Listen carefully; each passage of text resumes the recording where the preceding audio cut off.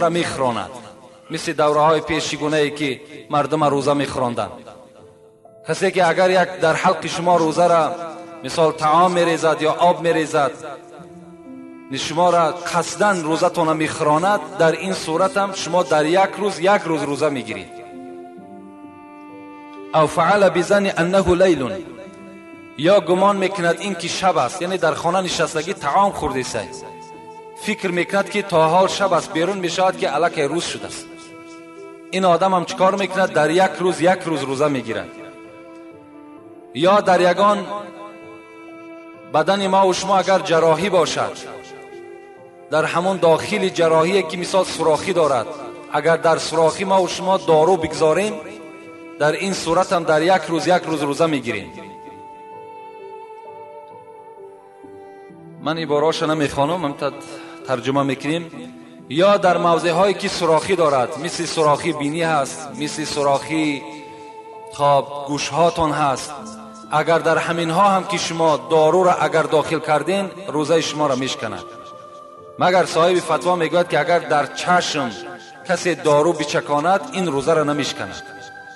در چشم روزه نمیشکند و در دیگر سوراخی هایی که در وجود انسان است، اگر دارو را شما جا کنین، روزه شما را فاسد میکند. من غیر المسام گفت، یعنی در جاهایی که سوراخی نیست، مثل پشت دست است، شکیدن یگان مزه است، وازلین است و دیگر چیزایی که استفاده، اینا باک ندارند. اینا در روزه ما و شما هیچ نقصان نمیرسانند، مگر در حالت میرساند تأثیرش که اگر همون زخم چقر باشد یا سوراخی دارد که در داخلش ما و شما همون دارو یا تبلیت کرده مثال می اندازیم. یا اینکه سنگ پاره میخورد، این دم در یک روز روزه میگیرد. یا با پری دهان میپرتاید، این دم در یک روزه میگیرد. اگر به شرطی که خودش قصداً کرده باشد پرتاید، این صورت در روزه میگیرد. لیکن اگر خود دل میشورد، دل شراق میشود و میپرتاید، این صورت در روزه شما شکستگی نیست. قصداً اگر شما خود دلتون شورانده و پرتافتین، با پری دهان باشد، این صورت در یک روز روزه میگیرین. اگر نافهمیده روزه گرفتین، نافهمیده روزه را خوردین، رسول اکرم چی گفتند؟ من نسیه و هو صائم، کسی نافهمیده آب نوشید یا طعام خورد یا یک دوای را استفاده کرد، فاکل و شرب فلیتم صومه، پیغمبر خدا گفت روزش تمام کنه. فانما اطعمه الله و سقاه، برای چی؟ زیرا که این طعام و این شراب خداوند بر او داد. این ضیافت خدا بود، این مهمانداری خدا بر بنده بود. کسی که نافهمیده میخورد خوش به حالش، کسی نافهمیده اگر استفاده کرد همان روز باور کن برای باید خرسنده حد کنار نداشته باشد، زیرا این ضیافت خداست. اگر نافهمیده ما و شما خوردیم، خطااً نه بلکه نافهمیده، آدم فراموش میکند گاه که من روزدار نیستم میخورد، اینت شما تصور کنین که خدا شما را ضیافت داد، شما بنده دوستدار بدهید. او احتلمه، یا مثال آدم روزدار روز خواب میکند، خواه شیطان مثال فندش میزند، یا اینکه مثال در خوابش یگان خواب میبیند، بیدار میشود که احتلام شده است، در این صورت هم روزه شما شکستگی نیست. رفته غسل جنابت کنین. آوازی کردن بر روزه هیچ ضلال زیان ندارد. رفته آوازی تو نمیکنین، غسل جنابت میکنین و روزه شما را نه میشکنند، نه کفارت دارد نه قضا دارد. او نظر فانزله، یا اینکه اگر به سوی زن خودت نگاه میکنی و شهوت کشاده میشود، همون احتلام میشه، این صورت هم در روزه تو ضلالی نیست. یا اینکه در دهان شما غبار میدراید، چنگ خاک میشود، در دهان شما هم چنگ خاک میدراید. او دخان، یا اینکه بعضی آدم های اصلا زکام میشوند، مثال سیپندود استفاده میکنند، یا نزد چکدان باشند نان میپزند. خب خلاص کدام نوع دودی که نباشد، اگر در مشام شما در دهان شما که داخل شد، اینم در روزه شما هیچ نقص آوردگی نیست. او ذباب حلقه، یا اینکه پشه که در حلق شما داخل می شود، اینم روزه شما را نمیشکند. اگر بوسه کند یا زن خودش را بوسه میکند یا میساس میکند، اگر انزال شود اینجا قضا میدارد. زیرا که در ماه رمضان فقهای ما و شما میساس کردن بر زن و بوسه کردن زن اگر خوف شهوت باشد منع کردن. یعنی انسانی که خودش اداره کردن نمیتواند، میداند که بعد بوسه یا بعد میساس دادن زن ممکن است که مثال کار به حد کلانش برساند، این صورت چکار میکند؟ وای باید که احتراز کند، وای باید نه بوسه کند و نه چی کند، نه میساس کند. میگه عایشه صدیقه یه حدیث روایت کردگی هستند در صحیح مسلم میگذرد، میگه گفتم پیغمبر خدا در ماه رمضان بعضی از زنهایش را بوسه میکرد و بعضی از زنهایش را میساس میداد و میگه خنده کرد. صحابه فهمیدن که همین خود عایشه بود که رسول الله همین عایشه را در کنار خود میکشید، میبوید، بوسه میکرد، لیکن رسول اکرم بود و ایمین از شهوت بود. از این خاطر کسی ایمین از شهوت هست برای باکی ندارد. لیکن اگر ایمین نداشته باشد، خوف داشته باشد که ممکن است که مثال کار نتیجهش ناخوب شود، در این صورت باید که دوری بجوید. آن چیزی که میگه در دندانهای شما از خوردن سحر باقی ماند، اگر کمتر از دانه نخود باشد شما را به زبان خود حرکت دهید و فرو برید، اون روزه شما را نمیشکند. مگر در کدام حالت میشکند؟ وقتی که بدن همون زبان ما و شما میبراریمش و نگاهش میکنیم که مثال از نخود دیده کمتر است، خانان است، خایگان نوع اطعام دیگر است، بعد اگر فروش بریم این صورت در روزه ما و شما را میشکند. اگر نادیده با همون زبان حرکت شدیم فروش بریم، این صورت در روزه ما و شما نمیشکند. با خایدن دانه کنجیت هم صاحب مسئله میگوید که روزه انسان نمیشکند، زیرا که دانه کنجیت خودش بسیار حدش اقل از کم است، با خایدن خودش در همون گوشه های دندان باقی میماند، او به حلق هم دیگر نمی رود. از این خاطر اگر دانه ارزن وارد چیزی که اگر در حلق شما رفت و او را خایدین هم که فرو هم که بردین، روزه شما را نمیشکند. و پرتافتن بر شما ذکر کردیم که اگر مبادایی که بر دهن شما آمد پر و شما او را دویم باره باز اگر داخل فرو بردین، اینجا روزه شما را میشکند.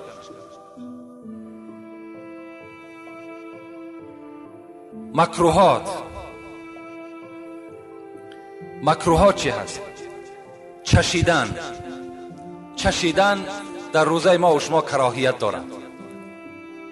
چیزی نباشد از طعام باشد، اگر ما و شما برای چشیدن که وای شور است، وای تلخ است، وای شیرین است، در این صورت نماز ما و شما در کراهیت پیدا می شود. و خایدن نان هم یا خایدن یگان نمودی میوه هم، این هم خایدنش فرو بردنش نه، خایدنش هم در روزه ما و شما کراهیت دارد.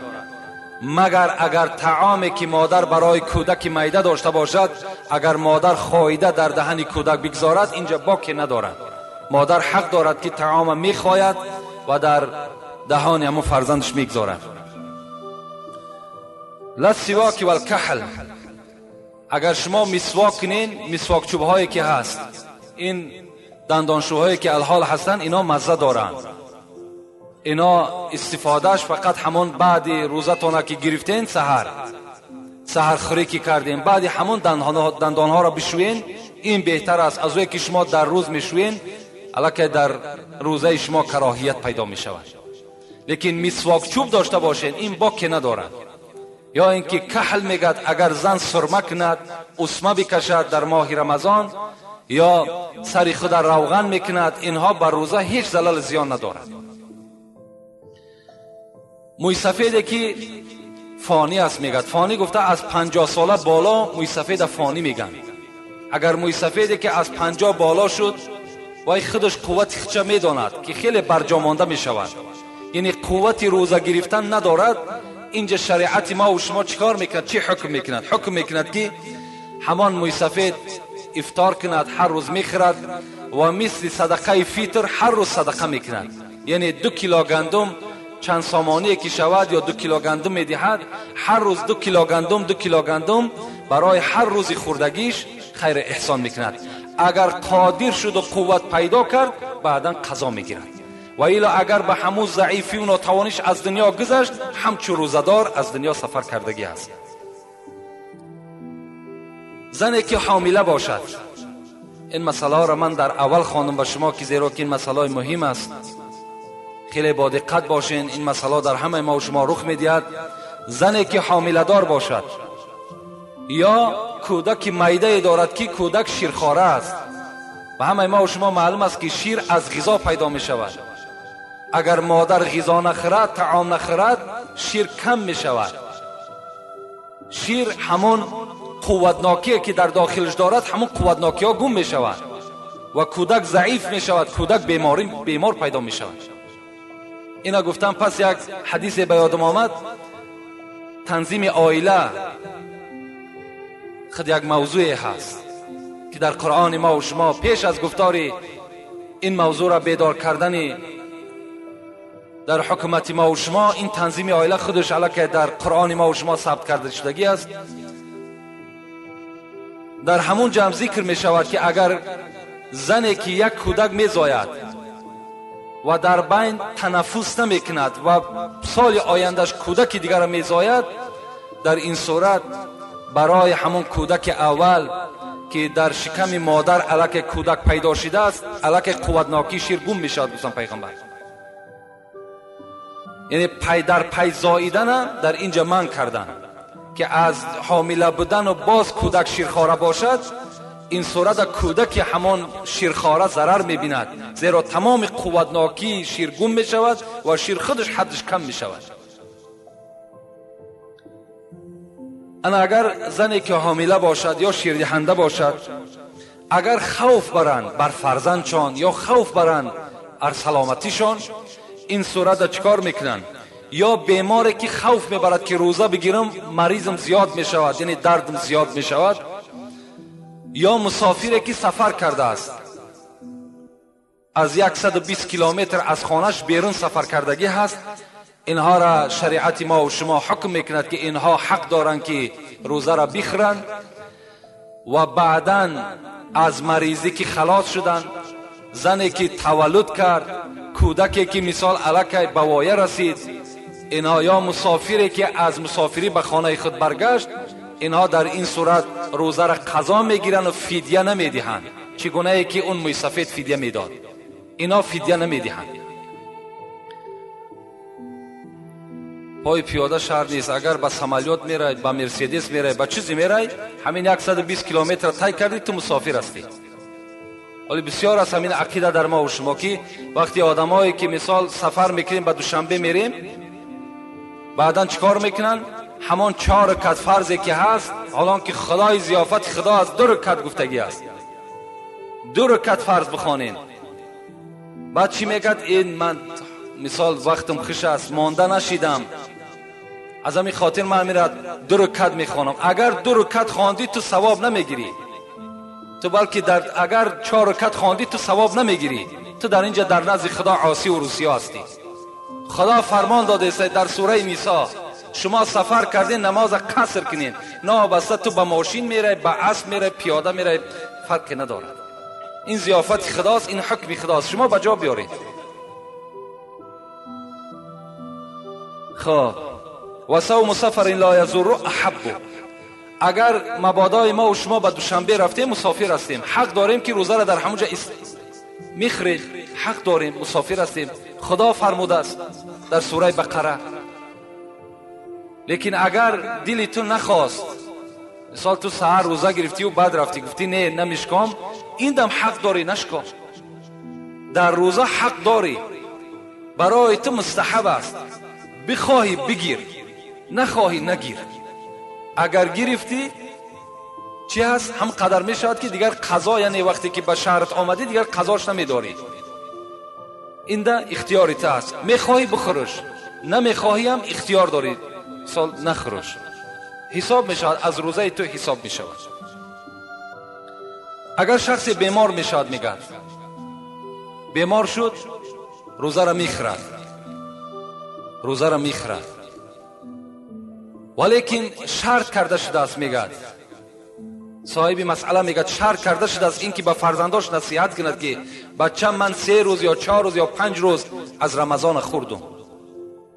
یعنی اگر به شرطی که بعد همین تندرست، یعنی بعد همون بیماریش مثال 3 روز یا 4 روز صحت می شود، مثال 5 روز روزه گرفت، 5 روز بیمار بود، مسئله را خوب گوش اندازین، 5 روز بیمار بود، در حالت بیماری خدا را رخصت دادگی است که بخورد. بعد همین بیماریش 3 روز دیگر حیات دید و از دنیا گذشت. این صورت در وارثاش باید چیکار کنند؟ همون 3 روزه که تندرست شده بود و روزه نگرفته بود همونا را فدیه بدن. اون 5 روز بیماریش نه در اون حالت خدا بخشیدگی است، فقط همون 3 روزش چیکار میکنن؟ فدیه میدن خلاص. این شرط کرده شده است برای همون آدم که وصیت کنه فرزنداش که من 3 روز دیگر حیات دیدم و از جانب من فدیه بده. خب و فدیه کل صلاتین کصوم یومین. بین همین آدمی که فدیه میدهد بچه‌هاش، اگر همون آدم روزه نمازش هم که نخوانده باشد، مثال مبادا در حالت بیهوشی بود، این صورت نماز از گردن او برداشتگی هست و برای نماز فوچیدش هم چیکار میکند؟ فدیه میدهد، مثل با صدقه فطر. یعنی 2 کیلو گندم از روزش میدهد، 2 کیلو گندم دیگر از حساب نمازش میدهد. امروز ما و شما دوره میکنیم، دوره‌ای که در مرده ها میکنیم، اگرچنده که این صحیح نیست، این دوره خودش صحیح نیست. در آدم های دوچار میشیم که بالکل نماز نخوانده است. ما و شما دروغ میگیم، همین دامله ها دروغ میگن، بعضی را ادا کرده است، بعضی را قضا کرده است. اکنون که ندای پرصدای ارجعی الی ربک راضیه مرضیه به گوش این بیچاره رسیده است، به سبب این، به سبب موت از ادای اون عاجز آمده است. این سخن ما است در دوره ها، لکن دروغ میگیم. ما در نزد خدا گناهکار هستیم. کدام نیکبختش بگیم، بدبختش بگیم، این بدعت جاری کرد، این بدعت است، این از شریعت ما و شما نیست. اگر من یک قابچو، بعضی آدم‌ها تصور میکنن که همون دانه‌های گندم چند که زیاد شد همون قدر مغفرت گناه میشود. نه، اگر تو 1 تن گندم در همونجا بگذاری دوره بکن، باور کن همون آیت کریمه اینجا نفوذ دارد: و ما یعمل مثقال ذره خیر یره و ما یعمل مثقال ذره شر یره. تو در دنیا ذره نیکی کرده باشی پاداشت نیکی است، اگر ذره بدی کرده باشی در نزد خدا اگر 10 تن گندم که دوره بگردانن تو از عذاب خدا نجات نمیابی. اینا را شما فراموش نکنید. فدیه همون حقی که مثال ما جدا میکنیم که فدیه صوم و صلات میگیم در حالت دوره، همونش جایز میشود که اگر همون انسان در اصل بیچاره عاجز آمد، نماز خوانده نتونست، در اصل هم بیچاره بیمار بود و به بیماریش از دنیا گذشت، این صورت این چی است؟ این عاجزی هست، این ضرورت است. اون انسانی که دیده و دانسته نماز قضا کرد، وای دیگر دوره چی حاجت است؟ دوره چی لازم است؟ در یگان کتاب خداوندی دوره خبر دادگی نیست، باور کنید. خب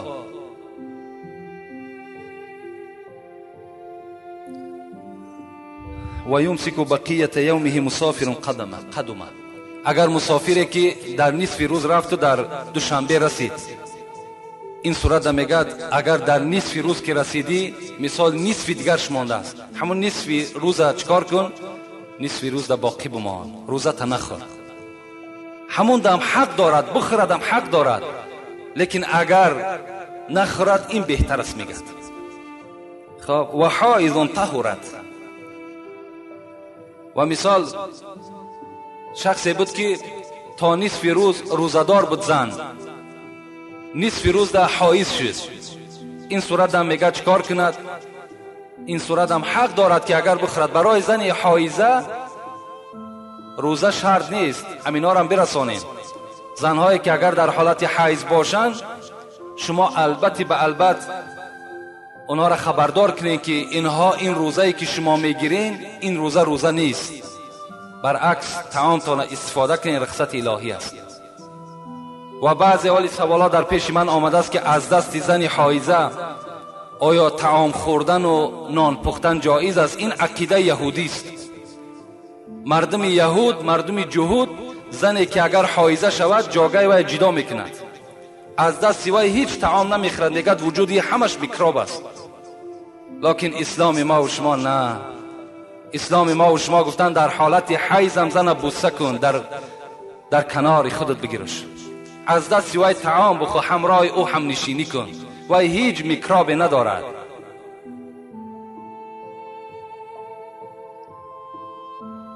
خب جنون و کل شهر مسکتون. اگر کسی که از همین روز تا آخری ما دیوانه شد، کسل دیوانگی گرفتش، روز عید هوشیار شد، از گردن او ساقط است، دیگر روزه نمیگیرد.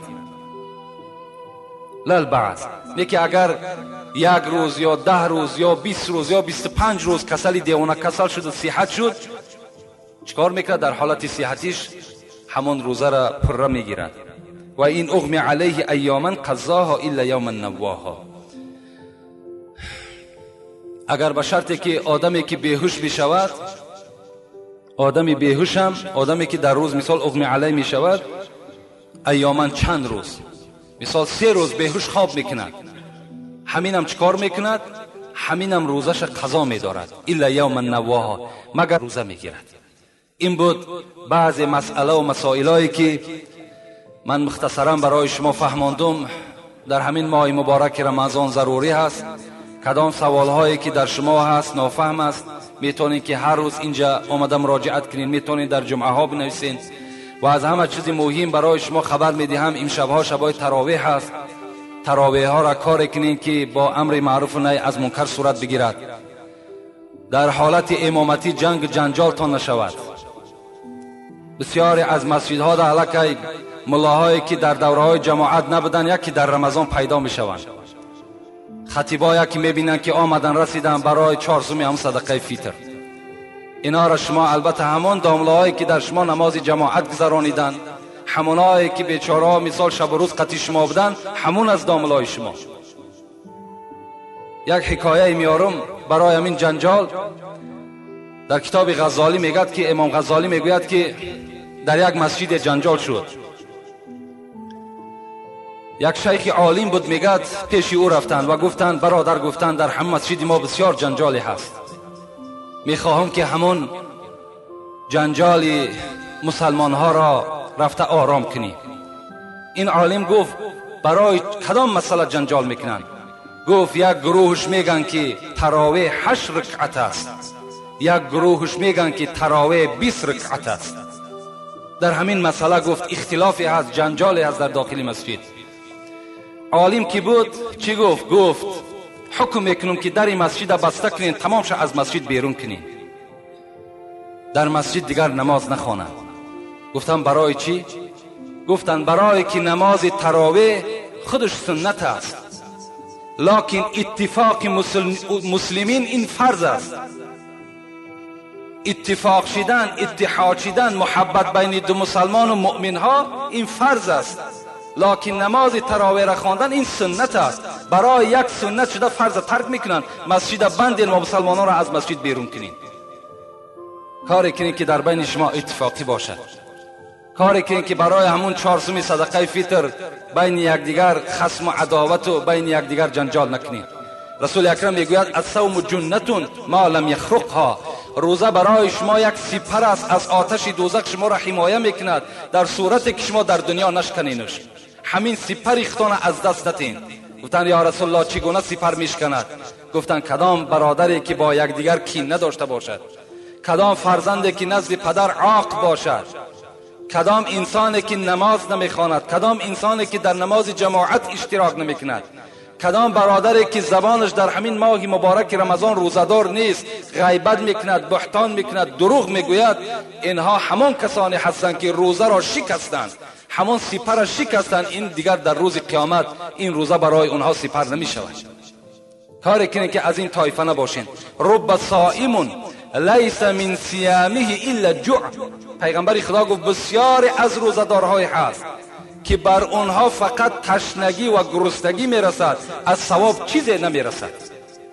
اینقدر مشقتی که شما میکشین فکر نکنین پدرها و برادرها، نگین که این روزه همین است که سحر خیسی تو روزه گرفتی نخوردی نه آشامیدی تا بگاه تمام تو حکم روزه را بجا، حق روزه را بجا آوردی. نه، تمام حکم هاش در رعایت کن.